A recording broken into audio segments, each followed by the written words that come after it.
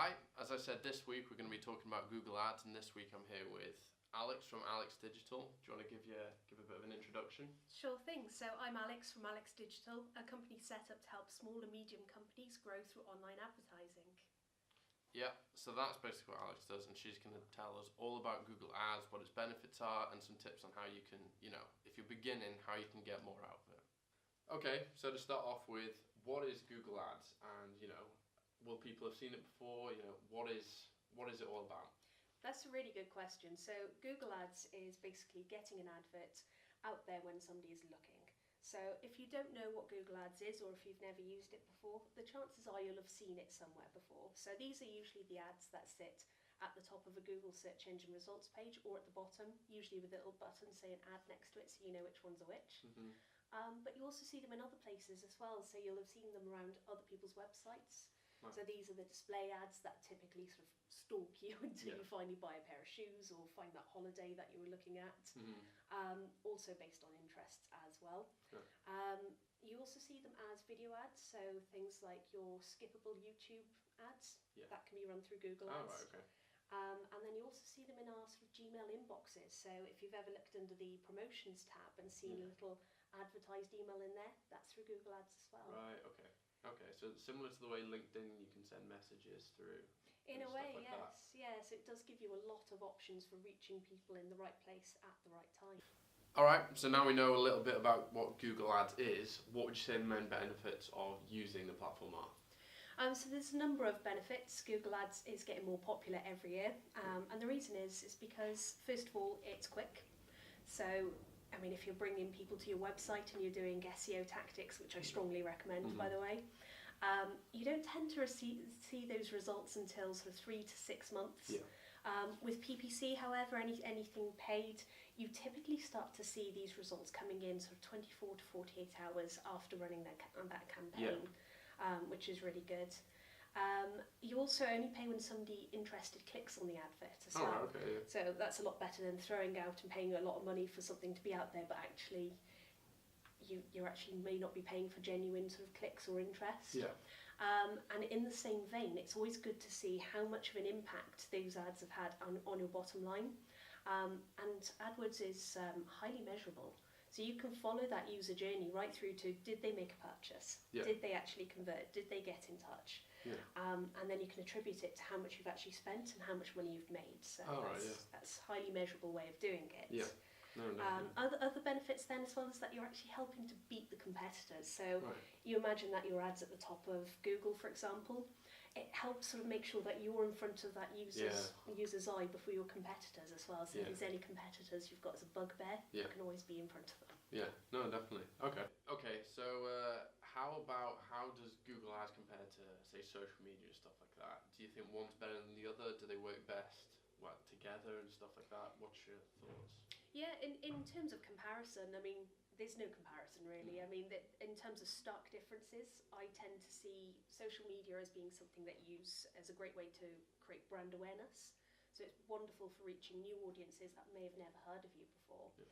And for creating communities as well. It's not just an audience, it's creating that sort of people encouraged to bring to your page so you can give them more information. Whereas Google Ads is more hitting people at the right time, in the right place as they're searching for you. So the conversion rate is usually higher, but it's usually looking for people at that right time. Yeah. So it's good to do both. Yeah. I'd say that you should concentrate on getting your organic social out there. Using paid social is great because that helps you to reach newer people. But then following it up with Google Ads as well is definitely well worth it. So do you find social media is better kind of the colder the lead, you use more social media and then, or you warm people up through social media to then get them searching for things online? It's a good way of looking at it. It's a good strategy to use so that anybody who's sort of not heard of a company, it's a great place to introduce yourself. Yeah. And that does then help when they do search and then they say, oh, I've heard of that company, I follow them on social media, I follow them on Facebook, that kind of thing. It certainly helps because it takes a number of touch points to actually get a conversion from someone. Definitely, it's going on about omni-channel and stuff like that again, getting people in multiple different places. Yeah, definitely. Right then, So we've covered a few questions. I think we've got to grips of what is Google Ads and why is it beneficial now. But for people who are looking to start using it or are starting to explore it themselves, how can they get the most out of it? Well, funnily enough, the first thing that people say to me when I talk about Google Ads is, Google Ads is too expensive. Luckily though, there are a number of ways that you can make the most of it and actually get more out of your budget and save a bit of money for yourself.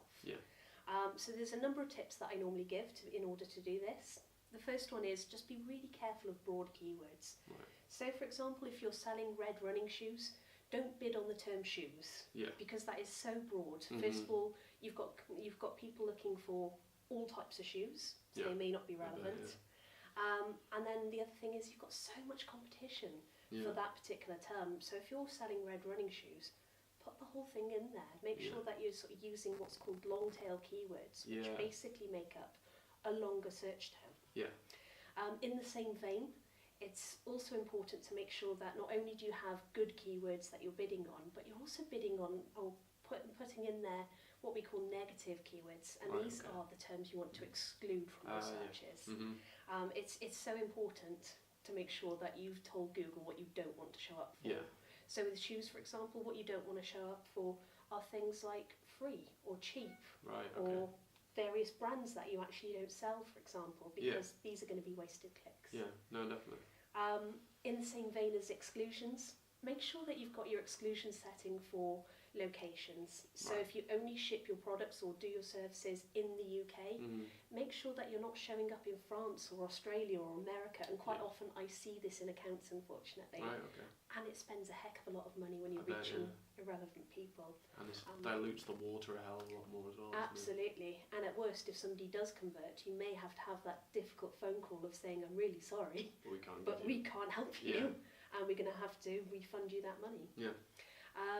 The other thing that I would say as well is make sure you send all your users to the right page.